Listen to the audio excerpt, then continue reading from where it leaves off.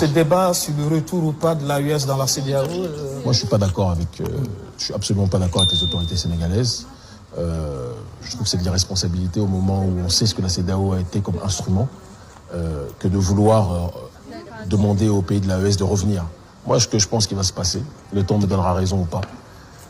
Le panafricanisme, il est également en marche au Sénégal, non? Moi, j'ai plus de distance critique. Ah oui? Avec, quand je vois le président Bassirou Diomaye Faye, je vais vous donner mon analyse. Et tout le monde sait que j'aime profondément le Sénégal. J'ai l'impression qu'il y a eu la période de campagne, de rupture.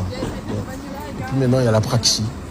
Parce que le Sénégal est un élément géostratégiquement vital pour la puissance néocoloniale. Et même s'il va avoir la renégociation de certains contrats, il n'y aura pas la rupture annoncée. C'est ce que je crains. Je peux me tromper, je prie pour. Mais quand je vois Diomaye Faye qui demande à réintégrer les pays de l'AES, moi je pense que c'est une faute politique.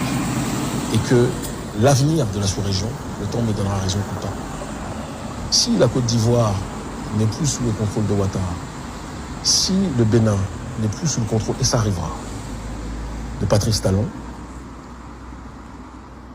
ce qui risque de se passer, c'est qu'en termes de dynamique politique, l'AES risque d'avoir une empreinte matricielle dans une nouvelle structure qui verra le jour. Ce sera peut-être l'Alliance des États du Sahel et des pays d'Afrique de l'Ouest. Ce sera peut-être un nouvel acronyme, ça sera peut-être une nouvelle appellation, ce sera peut-être la SAO, j'en sais rien. Mais la CEDEAO telle qu'elle est aujourd'hui, les peuples n'en veulent plus. Les peuples se sont trahis, beaucoup de gens se sont trahis. Je ne parle pas... Diomaye Faye a venu pour qu'ensemble, on puisse de l'intérieur transformer les choses. Les révolutions de l'intérieur ont montré généralement qu'elles échouent. Et de ce que je vois de Diomaye Faye, je le sens beaucoup plus aspiré par un système qui l'a précédé que lui qui aspire le système. C'est ce que je pense. Donc moi, en tout cas, je souhaite bonne chance là-bas.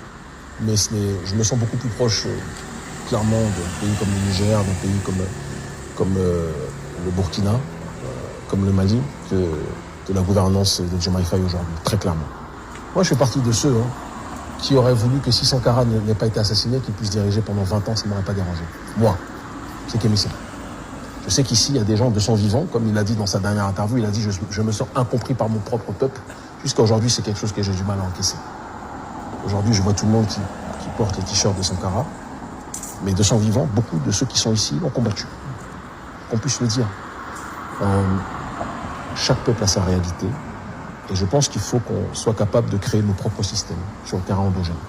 Et ce n'est que comme ça qu'on pourra s'en sortir. Et toujours est-il qu'il faut consulter le peuple. Tout à fait. Trouver le moyen de consulter le peuple. Tout à fait. Tout à fait. C'est très important. Bon, moi, je ne suis pas encore président du